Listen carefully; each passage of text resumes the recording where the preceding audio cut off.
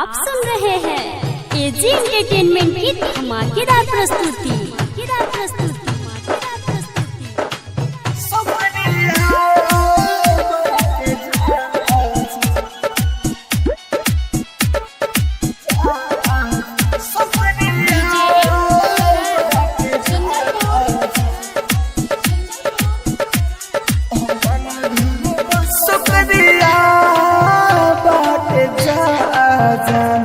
अपन घर बसाई शुक्रिया बाटे जान अपन घर बसाइया दिल पर ना मरी हचोट दिल पर ना मरी हचोट जन याद आए शुक्रिया बाटे जान अपन घर बसाइया शुक्रिया बाटे जान अपन घर बसाइया।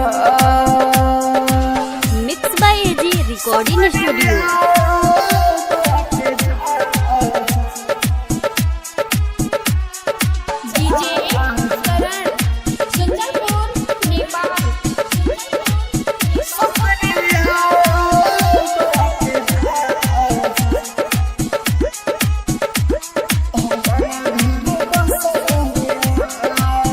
तोहरा खातिर काम कैनी घर दुआरा सब छूटल झूठ सपना करी देखैला ई पगला दिल रूठल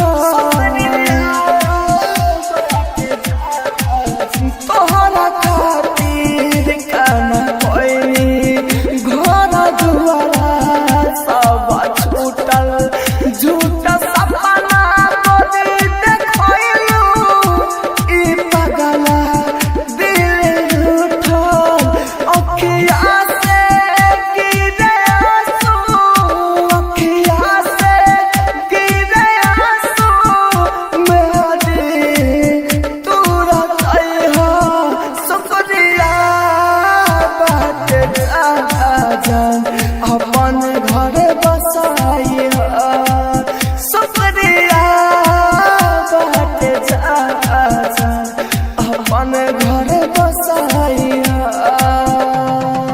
mix by AG recording studio.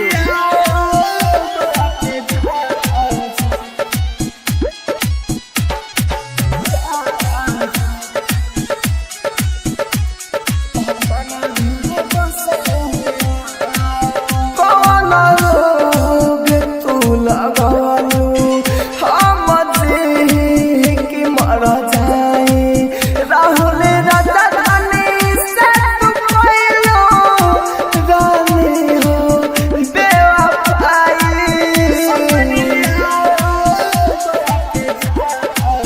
कौन रोग तू लगवालू हम जी की मर जाए राहुल राजधानी से तू कैलो गोरी हो बेवफाई ढोली उठे से पहले ढोली उठे से पहले गुडू गोलगनी से बताइहा शुक्रिया बाटे जान अपन घर बसाइया शुक्रिया बाटे जान अपन घर बसाइया।